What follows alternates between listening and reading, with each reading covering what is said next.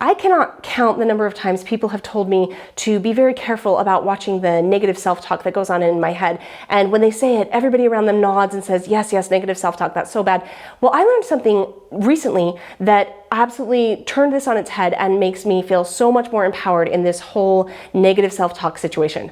So here's the thing. I think most of us are very comfortable with the idea that God or the Holy Ghost or the Spirit or whatever puts good ideas into us. We feel prompted to do good things. We feel inspired to help somebody. We feel, we have these thoughts or these ideas that come to us and we think, oh, that came from God. That's revelation or whatever term you use to describe that. I think most people are very comfortable with the idea that we receive messages from God in our heads. But we are not super comfortable with the idea that we're going to be receiving negative messages from his opponent, from our opponent. And so we kind of label it. We label it ourselves. We say that's negative self-talk. That's us. We're saying something negative about ourselves and we just need to knock that off. That's so naughty. You need to stop doing that. And here's the really damaging part of that, is that if it's not coming from us, we don't actually have the power to stop it. Now, we can change the thoughts that are inside of our head. I'm not saying that we're helpless in this situation. I'm just saying that feeling bad about, man, what's wrong with me? And why can't I be more positive? And why do I have all this negative self-talk going inside my head all the time? But what if it's not you? What if that is not originating from you? Why on earth would you be saying bad things about yourself? That doesn't make any sense. It's not you. You are not trying to sabotage yourself. You are just fine. Those thoughts are coming from somewhere else. And it helps to be able to identify and say, okay, that's not me. I think these awesome things about myself. So I just wanted to identify a couple of thoughts that maybe you experience. These are thoughts that I have experienced that I think, man, on a good day, I would never think that about myself. Why am I thinking that now? Oh, I don't know. Maybe it's not me. Everybody goes through hard times, and one of the real challenges of going through something hard is a lot of times the thought will come into my head, maybe your head, that says, other people have it worse. You need to really stop whining about this. Did you see the person down the street, their husband died, or their kids are giving them grief, or whatever? There's always ethnic cleansing that's going on. There's always this harder and bigger thing that's going on in somebody else's life that makes it so that we feel like we can't really experience our difficulty with any sort of confidence, that it's hard.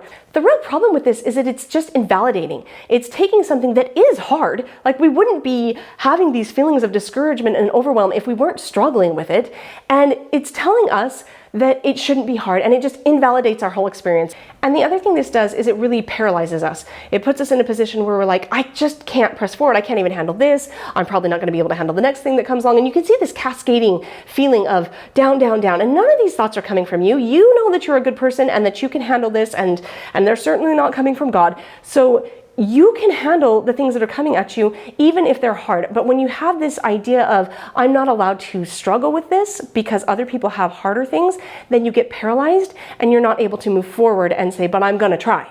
So starting off and just saying, hey, if I am having a hard time, I'm having a hard time. And I don't have to compare my trials with other people's because everybody struggles with what they struggle with and they're all valid. I may have already said this one, I don't remember, I was talking really fast there, but the next idea that comes quite often is, I can't handle this. This is so hard, I just can't do this.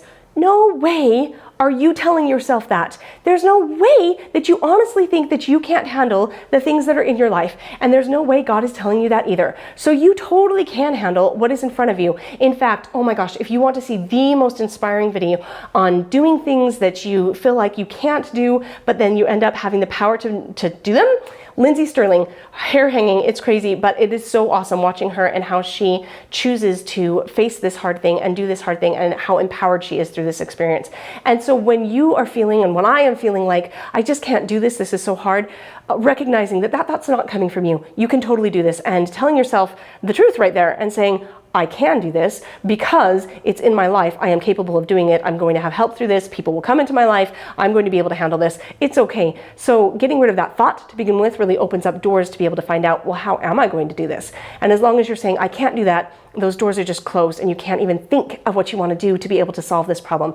So first get rid of that thought and tell yourself the truth. I totally can handle this. And maybe not all of it right in this moment, but I can think about this, or I can pray about this, or I can go talk to somebody about this. I can take a step. I can do that. And that will get rid of that thought of I can't do this.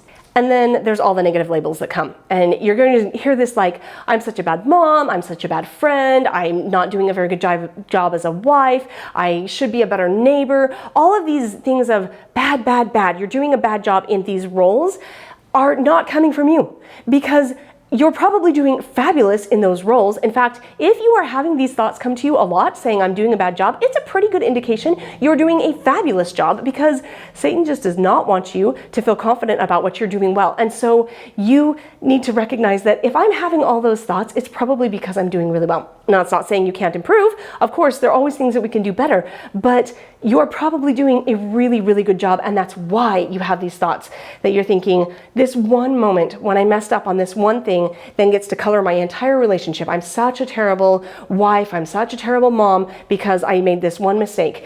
And that's foolish. We all make mistakes, we all mess up, and we all need to fix our mistakes, but that just cannot define you. It is not who you are. Think of all the wonderful things that you're doing, and don't let that one moment become the defining moment of everything, because it's not. You're doing a really, really great job. Keep everything in balance. Of course, you got to fix things, but just fix it. Don't let it turn into defining you in a false way. And this last one is really interesting because it's not necessarily about what's going on inside of us, but it is definitely messing with our heads. And that is when somebody does something to hurt us in any way, there's this idea that we're not allowed to be upset about it, that good people don't get offended, good people don't get upset, good people don't get hurt. And what that does is it paralyzes us. We get in this place where we're not capable of forgiving because we're not even allowing ourselves to identify that there's anything to forgive. And we look at that and we're like, oh, but that's what good people do. Good people are capable of immediately saying, that's not real, nothing bad has happened, I'm not upset, everything's wonderful, and when it comes right down to it, whatever they did to me isn't as bad as what Hitler did, and which is just such a hilarious thing that I'm like, okay, yes, that's true.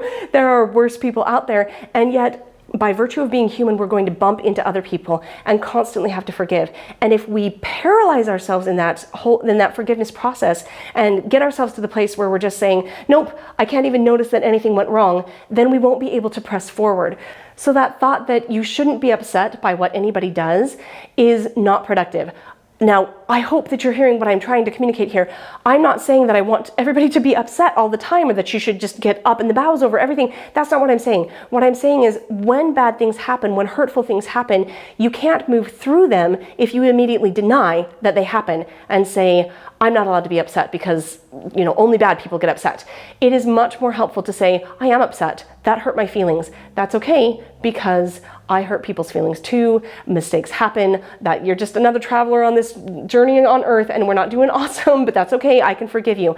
And so having that moment where you're able to say something bad did happen, but I can forgive it is much more powerful than saying I'm not allowed to ever be upset because that would make me a bad person.